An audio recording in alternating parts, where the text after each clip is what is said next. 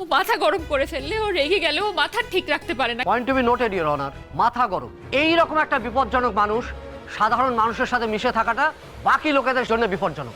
এই সোমেশ্বর দত্তের যাবজ্জীবন কারাদণ্ড দেওয়া হোক। আপনি ভুবনপুরের সমস্ত মানুষের থেকে 50 লক্ষ টাকা আত্মসাৎ করেছেন। সেটা পার্থসারথী রায় প্রতিবাদ করেছিল বলে আপনি তাকে পৃথিবী থেকে চিরতরে সরিয়ে দিতে চেয়েছিলেন। না, উনি বারবার আমার মাকে, মানে পার্থসারথী রায় বারবার আমার মাকে অপমান করছিলেন, অনেকভাবে, অনেক রকমভাবে। আমি শুধুমাত্র বাধা দেওয়ার চেষ্টা করেছি, তাই আমি কাঠে তুলেছিলাম, কিন্তু আমি মারবো বলে নয়, যাতে উনি আর দ্বিতীয়বার অপমান না করেন সেই জন্যে হুজুর। তাই আমি ভয় দেখেছিলাম মাত্র। বেশ, তাহলে আপনার মাকেই কাঠগড়ায় ডাকা হোক। ইওর অনার, আই উইটনেস সৌদামিনী দত্ত। অনুমতি দেওয়া হলো। সৌদামিনী দত্ত হাজির হও। মিসেস দত্ত, আপনি মহামান্য আদালতের সামনে বলুন সেদিন এক্স্যাক্টলি ঠিক কি হয়েছিল। সেদিন ওই পার্থসারথী রায় আমাকে সমানে চোর চোর চোর বলে অপমান করছিল। সেই চোর অপমান আমার ছেলে সহ্য করতে পারেনি। জানি জানি জানি, তারপরে বলুন। তারপর আমি অসুস্থ হয়ে পড়ি। তারপর একটু সুস্থ হতেই আমি দেখি যে সোম হাতে কাটারি নিয়ে বাড়ি থেকে বেরিয়ে যায়। আমরা বাড়ির সকলে সোমের পেছন পেছন দৌড়ে বাড়ি থেকে বেরিয়ে আসি। তারপর কি দেখলেন? চুপ করে থাকবেন না, বলুন কি দেখলেন আপনি। সোম কাটারি দিয়ে আমার মাকে আঘাত করেছে। আপনি তো সেখানে ছিলেন, চুপ করে আছেন কেন? বলুন না, ছিলেন তো। প্রতাপবাবু, আপনি চুপ করে বসুন, যথাসময়ে আপনাকে ডাকা হবে।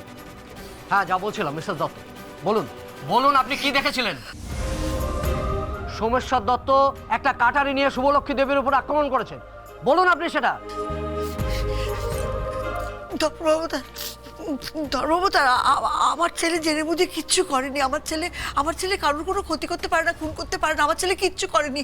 আমার ছেলে ভুল করে ফেলেছে। সোমেশ্বর দত্তের স্ত্রী পার্বতী দত্তকে ডাকতে চাই। অনুমতি দেওয়া হলো। পার্বতী দত্ত হাজির হও। মিসেস দত্ত, আপনি নিশ্চয়ই অস্বীকার করবেন না সোমেশ্বর দত্ত কাটারি নিয়ে আপনার মায়ের উপর আক্রমণ করেছে? সোম কারুর ওপর আক্রমণ করেনি। সেদিন ওখানে আবিরের মধ্যে কিছু দেখা যাচ্ছিল না। আর সোম তো ওর বয়ানে বারবার বলেছে যে ও কারুর ওপর কাটারি চালায়নি, ওর হাতটা অন্য কেউ ধরেছিল। আপনি ভুলে যাচ্ছেন যে আপনার মা এখন মৃত্যুশয্যায়, এবং সেটা আপনার এই স্বামীর জন্য। আমি শুধু যেটা সত্যি সেটা বলছি। তাহলে আপনি এটা বলুন, ওই সময় আপনি ওখানে আর কাকে দেখতে পেয়েছেন? বলুন, আপনি কি আর কাউকে ওই জায়গায় দেখতে পেয়েছেন? না, দেখিনি। কিন্তু তবুও এই কথা আমি বিশ্বাস করি না যে সোম কারুর খুন করতে পারে। হ্যাঁ, আমি মানছি ও মাথা গরম করে ফেললে, ও রেগে গেলে ও মাথা ঠিক রাখতে পারে না, কিন্তু আর কিছু বলতে হবে না আপনাকে, আপনি গিয়ে বসতে পারেন। Point to be noted your honour, মাথা গরম। রেগে গেলে একটা মানুষের প্রাণ পর্যন্ত নিয়ে নিতে পারে। এই রকম একটা বিপজ্জনক মানুষ সাধারণ মানুষের সাথে মিশে থাকাটা বাকি লোকেদের জন্য বিপজ্জনক। তাই আমি চাই এই সোমেশ্বর দত্তের যাবজ্জীবন কারাদণ্ড দেওয়া হোক।